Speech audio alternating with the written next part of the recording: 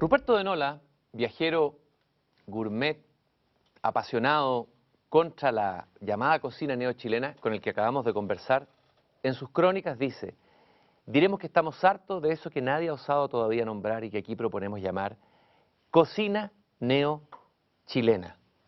Hay que matar de una vez esa maleza coquinaria que brota y brota porfiadamente gracias al esnovismo de cocineros y comensales par Venus, o sea, párvulos. Matemos la nouvelle cuisine y hagámoslo aquí entre nosotros. Y más adelante Ruperto de Nola afirma: no se trata de resucitar tal cual el recetario de nuestros abuelos, se trata de darse cuenta de una vez por todas de que aquí se vive en Chile, de que son chilenos esos abuelos, de que no hay travestimiento que pueda hacer pasar a un mestizo cocinero de la raza por un francés o un neoyorquino. Se trata de enterarse de que cualquier salto adelante supone usar el único trampolín verdaderamente sólido que tenemos, nuestro pasado. La chuchoca. ¿Dónde está la chuchoca?, dice Ruperto de Nola.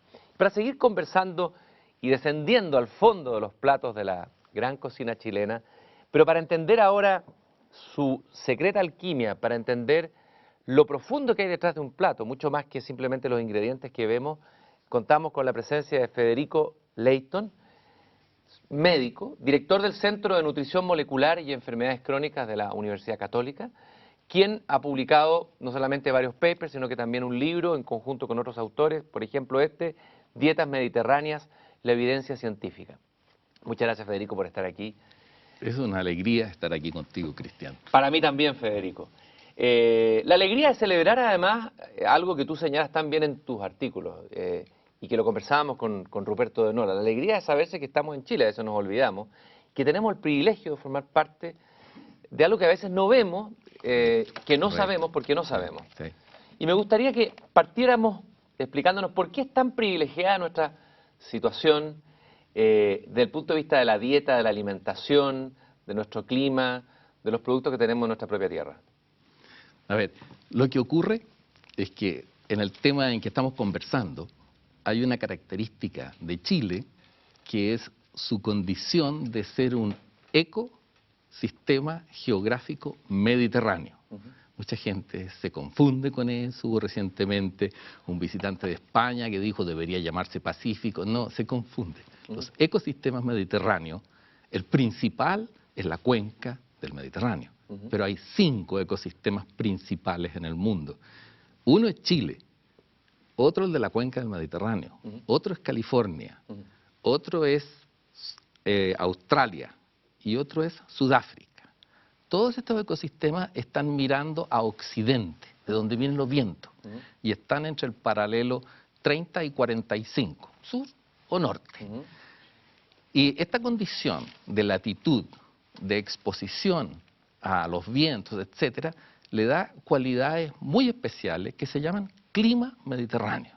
Y el clima ese que a nosotros siempre nos ha parecido natural. Porque cuando uno va en algún momento de la vida a Estados Unidos y llueve en el verano, uno dice, ¿qué pasó? Si en Chile no llueve en el verano, en Chile llueve en el invierno. Y en el verano los días son secos y son muy luminosos, y en el invierno más oscuro y lluvioso. Y eso es clima mediterráneo. Y eso le da tiene muchas repercusiones en el país, muchas repercusiones en la agricultura.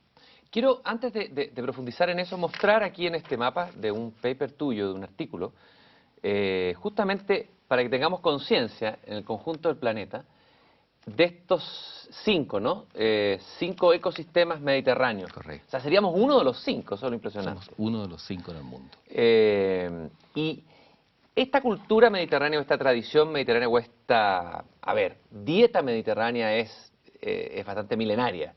Rápidamente remontémonos a los orígenes, de dónde viene, cómo nace, cómo este hombre que era el cazador-recolector de repente se transforma en el agricultor, y qué pasa ahí en esa cuenca, en esa zona del planeta que produce no solamente esta dieta, porque es una cultura, está asociada a un humanismo, una manera de vivir, etcétera, Federico. Sí, el fenómeno es muy interesante y para gran sorpresa de uno es bastante reciente. Todo este conglomerado que llega a una especie de perfección desde el punto de vista salud, que a nosotros nos interesa, desde el punto de vista gourmet, que a muchos nos interesa, es bastante reciente. Ahora, su origen es neolítico, es 8.000 años, algo así, es en lo que se llama el creciente fértil en Mesopotamia, entre el Tigris y el Éufrates, y ahí comienzan tantas cosas de nuestra cultura ahí. Pero ahí es donde viene la gran domesticación de especies vegetales y también domesticación de algunos animales. Ahora, como lo dice Jarrett, y se me va el apellido en este momento, las migraciones en la misma latitud son fáciles, porque no estás expuesto a cambios de clima, etcétera. Entonces lo que allí se generó se fue moviendo fácil hacia Europa. Y cuando los fenicios, por ejemplo, toman las olivas y se las van llevando y las van repartiendo, todo esto es fácil porque los climas son del mismo orden. Entonces, hay un comienzo muy fuerte allí en la parte de Asia, digamos, y ¿qué cosas te digo ahí? De ahí nace arroz, nace ajo, nace trigo, cebolla, limón, naranja. Pero más que nada se va produciendo un fenómeno muy lindo, y es que hay como 4.000 especies de mamíferos, como 150 que los podríamos domesticar, como 14 que más o menos se han domesticado, y nos concentramos en 4. Y uno pone el caballo después, digamos, pero está la vaca, la oveja, la cabra, el cerdo y el caballo. Y el resto, no. O sea, nos fuimos concentrando, especializando, y esa es parte de lo que va ocurriendo. Y lo mismo va sufriendo con las cosechas agrícolas. Si uno tuviera que definir como la quintesencia de lo mediterráneo en términos culinarios, ¿qué es lo que lo hace único? Primero, hay una distinción que tú haces, o hacen los expertos en este tema, que es la dieta occidental y la dieta mediterránea, que son dos culturas también. A ver, ¿qué las diferencia tan radicalmente? ¿Qué las opone? Quizás lo mejor es contar de dónde nació esto, en qué momento alguien se dio cuenta que eso existía. Y eso es Ansel Keys, que es un científico, un fisiólogo americano, que murió a los 100 años, en el año 2004. ¿Consumía dieta mediterránea? Consumía dieta mediterránea, vivía en Europa. Él era un fisiólogo, un hombre muy solo, trabajaba en el subterráneo de un estadio en Minnesota, en Estados Unidos, y le preocupaba la alimentación y las personas. Y a él llegaron muchos de las personas que tenían objeción de conciencia para ir a la guerra, y él le decía, muy bien, usted va a trabajar. Y hizo ayunos de 4, 5, 6 semanas, ayuno total con ellos, o sea, realmente se ganaron. Y entonces estudió los efectos del ayuno, estudiaba lo que tenían que comer los soldados. Entonces poco a poco se fue transformando en un experto en alimentos. Y una vez él estaba en Inglaterra y le dice a un colega italiano, le dice, ¿por qué en Estados Unidos hay amigos míos que no tienen 40 años y de repente ¡pum!, caen y se mueren de infarto? Yo no entiendo eso. Entonces el italiano le dice, qué raro, eso en Italia no pasa. Y ahí le clavó la duda. Y ahí comienza en el año 56 un estudio observacional que hace Ansel Keys y se llama el estudio de los 7 países. Y que entonces estudia Holanda y Finlandia en el norte, estudia ex Yugoslavia, Italia, Grecia en el sur, Japón de referencia, Estados Unidos. ¿Y qué es lo que descubre? ¿Qué es lo más importante Él descubre que los finlandeses, por ejemplo, se morían del corazón casi 10 veces más que los de Creta. Y muchos se morían los holandeses y muchos los americanos. Y muy menos los intermedios y muy pocos los de Creta y los de la orilla del Mediterráneo. Entonces los empezó a ver y se dio cuenta que se alimentaban distinto. Entonces la primera cosa que surge ahí es que comían muchas grasas. Y en ese momento uno se da cuenta que hasta el 40% de las calorías puede venir de aceite de oliva, esa grasa. Lo que es anatema en algunos momentos, la grasa es mala, no es cierto. Hay grasas malas y hay grasas buenas. Ahí está la paradoja francesa, por ejemplo. Y ahí está la paradoja francesa del vino también. Entonces estaban las grasas, el aceite de oliva, estaba el vino, estaban las carnes de cordero y de cabra, estaban las leguminosas, estaban los aliños, estaban los productos lácteos fermentados, no mantequilla, que eso era propio de los finlandeses, 1 litro de leche al día, mucha mantequilla finlandesa, no, eso no.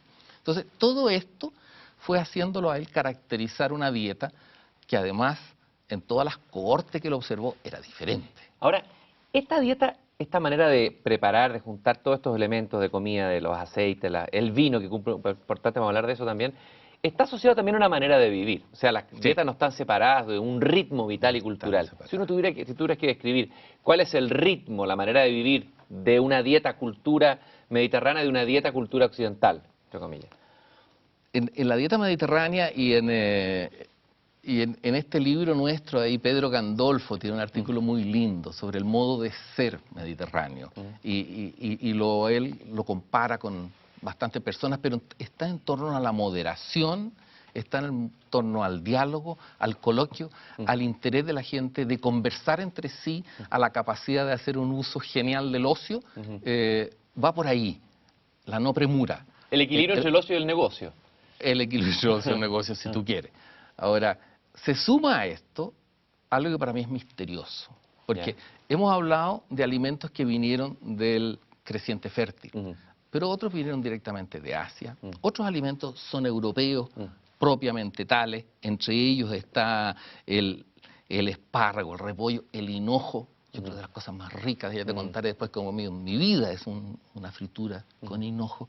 Todas estas cosas fueron llegando ahí y para mí hay un misterio, y es que no sé cómo en esta zona del sur de Europa, en torno al Mediterráneo, se eligieron esos productos alimenticios. Porque hay una sabiduría detrás de esto. Los hizo sanos, tienen poca Pero enfermedad. no fue el azar, no fue la confluencia de distintos factores al mismo tiempo. No sé qué fue.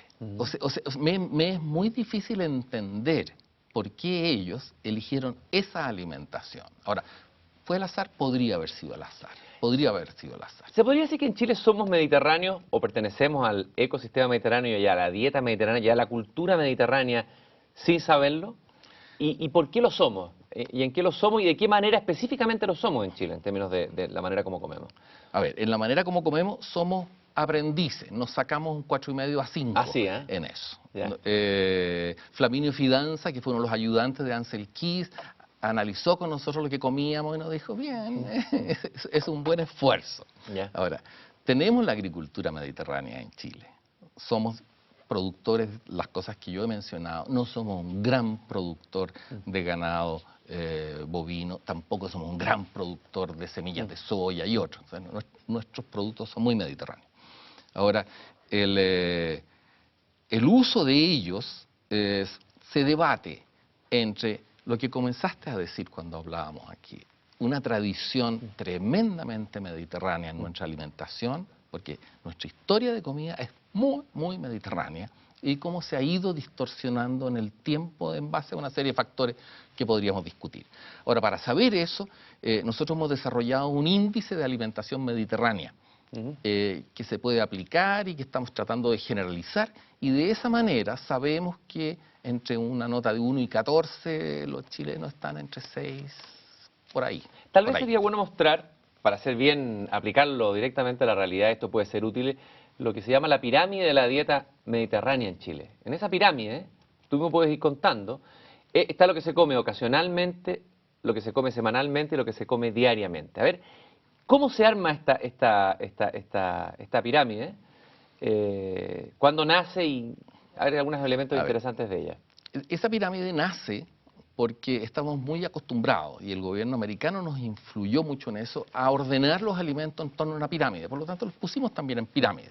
Ahora, hay mucha gente que protesta, los griegos no la usan y otros países no la usan. Sin embargo, sirve para decir que hay una base de cosas que se comen con frecuencia y hay un vértice de cosas que se comen ocasionalmente. Ahora, las cosas que se deben comer con frecuencia son más bien harinas integrales. Tenemos que arrancar de las harinas muy blancas y muy refinadas, las harinas integrales, carnes más bien blancas, carnes magras, aceite de oliva o canola, que es una variedad muy parecida al aceite de oliva, y vamos subiendo hacia arriba en las carnes rojas, en los dulces, que hay que tratar de evitar. Una pregunta específica que me llama la atención, que lo leí, parece en tu artículo es sobre el tema de la historia del aceite de oliva, la penetración en Chile. Llama la atención que Chile, teniendo todo, para haber tenido una tradición de aceite de oliva, el aceite de oliva es muy reciente. ¿Qué pasó? ¿Los españoles no sabían del aceite de oliva? ¿Cuál es la historia del aceite de oliva en América? Eso es súper interesante, porque los españoles cuando llegaron a Chile no comían mucho aceite de oliva. Parece que nuestros conquistadores no tenían el hábito del aceite de oliva. El hábito del aceite de oliva es después de los 1800 o algo así, que sale muy fuerte. Tanto que algunas personas dicen, bueno, es cierto que los romanos producían mucho aceite de oliva, pero ¿cuánto se comían y cuánto quemaban, etcétera? Entonces, pareciera que parte del problema es que no está en la cultura española más antigua. El aceite de oliva llega más Sin embargo, tarde. la cultura española es mediterránea, entonces ahí la pregunta viene, dentro de esta gran dieta mediterránea hay bastantes diferencias entre comparar lo que come un griego que come mucho aceite de oliva, Sí. consume, y un español. Entonces, ¿dónde está el punto de equilibrio? ¿Qué es lo que hace que comidas tan distintas entre sí sean finalmente mediterráneas? ¿Qué es lo esencial? Yo creo que no hay ningún producto, a pesar de lo que los europeos dicen, que el aceite de oliva marca, yo creo que no hay ningún producto que marque. Yo creo que los chilenos podríamos no consumir aceite de oliva y tener una dieta muy mediterránea. Eso sí que yo pediría que conservemos canola y una variante propia nuestra sudamericana, que es la palta. La palta tiene en su composición en grasa enorme similitud con el aceite de oliva. Tiene ácidos grasos monoinsaturados en grandes cantidades. Entonces, eso es parte de acá. Los mexicanos, por ejemplo, le digo un día a un mexicano que no es zona mediterránea ni nada, y le digo, bueno, ¿cuáles son las virtudes de la alimentación de usted? Tiene relativamente buena salud. Uy, me dijo, cacao, aguacate y cacahuete, me dijo. Con estas tres cosas nosotros los mexicanos estamos Nos batimos. felices. Es regalo de los dioses, Claro. me dijo. Entonces, con esos tres productos, ellos están. Y es cierto que el aguacate lo es. Es cierto que el cacao, que es una cosa nueva que está entrando, lo es. Y Se han escrito, Federico, muchos, incluso en la poesía, elogios del vino, cantos del vino, lo han cantado los poetas latinos, también otros poetas chilenos, lo ha cantado Neruda, pero lo ha cantado también Eduardo Anguita en un sentido teológico, el elogio del vino. Quiero que hagas el elogio y el canto del vino desde la ciencia. Si hay alguien que tiene autoridad para hablar de este componente de la dieta mediterránea única, que además se da privilegiadamente que en Chile es el vino. ¿Qué es lo que sabemos hoy día fehacientemente desde el punto de vista científico? Creo que me hagas tú el recorrido, desde el comienzo de la historia del vino, porque tiene también su historia, y qué es lo que hay ahí y cómo está asociado a una buena salud y una buena alimentación y todo eso. a ver, la historia del vino tiene muchos miles de años, pero yo me quisiera centrar un poquitito en lo que es el vino hoy, en lo que me quiero saltar a la época de Pasteur y cuando dice la más sana de las bebidas es el vino, a San Pablo cuando le escribe a sus discípulos y le dice tú tienes el estómago delicado, bebe vino, no bebas agua. O sea, El elogio de la Celestina y también del vino. Claro, Que hace la vieja alcahueta. Sí. En ese momento hay algo. Además hay una cosa religiosa que no nos vamos a meter mucho, pero que hace que el vino esté en el norte y no en el sur del Mediterráneo, muy fuertemente. Pero si uno lo mira, la verdad es que el vino es una maravilla por muchas razones. Y por supuesto que de las maravillas, y no solo de esas, de tantas, el hombre puede abusar. Y los abusos del hombre en torno a una maravilla no deben hacer calificar a la maravilla como algo de rechazo. No caer en la Pero hibris, como decían los griegos, la desmesura. no caer en la hibris. Ajá. Ahora, ¿qué te puedo decir de lo bueno del vino? Uno es la fantasía que hay cuando uno empieza a leer y a aprender y a gustar el vino y hay infinitas variedades. El asombro que a mí me produce, me invitaron la cofradía del vino a formar parte de ello, estoy muy honrado, pero yo no tengo las cualidades de mis amigos que toman una copa y miran así, Maipo. Maipo alto. Dios mío, ¿cuánto puede uno percibir? Entonces hay una entretención en eso. El vino te va dando infinitas cosas desde el punto de vista del goce. Después viene que hay muchos vinos y los vinos se hermanan con distintos alimentos y empiezan a potenciarse. Lo que más llama la atención ahora es que conocemos la ciencia de este potenciamiento de vino y alimento. Te voy a contar de un experimento que a mí me llama mucho la atención. Cuando uno come una comida muy rica en grasa y toma muestras de sangre, puede medir peróxidos, que son manifestaciones de oxidación de las grasas, de enranciamiento, si tú quieres. Ahora, si uno se come un buen plato de pavo, de carne negra de pavo, en un momento los peróxidos suben y después bajan. Si tú cocinas este pavo como siempre y te lo comes tomándote una copa de vino y le pones un poco de vino después que está cocinado, los peróxidos suben menos. Si cocinas el pavo con vino y te lo comes con vino, los peróxidos no suben. Y entonces esto nos da dos lecciones. Una, que cuando el vino son sus antioxidantes, que hacen muchas otras cosas, pero son sus antioxidantes, puestos en la comida, controlan la comida, la mantienen en el sentido de que no se echa a perder. Y además, al que se la está comiendo también le da protección. Ahí eso está atentando contra una idea arraigada en un cierto sentido común de que el vino era malo, por ejemplo, para las personas que iban envejeciendo, que podía producir problemas mentales, el vino, incluso el vino en uso moderado. Hasta que aparece un alcalde en Italia que comienza a regalar vino a todos los adultos mayores, ¿no? Como una política sanitaria del municipio. ¿Qué ha cambiado radicalmente en esta visión del vino y el envejecimiento, digamos? Y la Bueno, calidad es que la gente que trabaja en salud pública, los que están preocupados de prevenir, que es casi una cosa silenciosa, ¿no es cierto? Porque nadie te agradece no haber tenido una enfermedad. Pero ese tipo de gente, concretamente Jean-Marc Orgogoso, por ejemplo, en Francia, dice, estudia quiénes consumen vino, quiénes hacen demencia, sea Alzheimer, sea demencia arteriosclerótica arterial, y dice, ok, los que han consumido vino moderadamente hacen 70% menos demencia. Los que han consumido vino moderadamente tienen 30, 40, 50% de protección de un accidente vascular, coronario, obstructivo. Entonces, ¿por qué vas a castigar a los adultos y vas a impedir una cosa que puede combatir demencia? ¿Eso no vendrá un puritanismo anglosajón que se opone culturalmente? Hay un cierto puritanismo anglosajón que a veces tiende como a tratar de controlar todo en la existencia humana y que lleva al efecto contrario a lo que busca. Yo no sé por qué lo llamas puritanismo anglosajón, porque eso está profundamente infiltrado en la Organización Mundial de la Salud, en los ministerios de salud y en muchos lugares en el mundo. Y si te contara cómo ocurre en Francia, también es tremenda la agresión contra el consumo de vino de los franceses que nace del Ministerio de Salud en Francia. Entonces uno dice, no entiendo. Esta incapacidad de focalizar... Es un fundamentalismo eso. Desde el punto de vista... Sí, porque no tiene base científica. Bueno, van a encontrar algunos artículos y algunas cosas en que dicen que esto no tiene. O sea, los papers dan para todo. Acaba de salir un paper reciente en que dice, yo no veo por qué todo el mundo tiene que tomar vino cuando el efecto del vino es mayor en las personas que tienen problemas. Se me escapa la lógica, no hay lógica, la crueldad en eso. Bueno, y salen los es como papers en el fondo es un resentimiento contra el vino. Casi uno encontraría, si uno se pusiera nietzscheano, un resentimiento contra el vino. Y lo hay, y es muy fuerte. Ahora, basta que alguien tenga un accidente grave, él o su familia, en alguien que ha estado alcoholizado, para que quede muy marcado.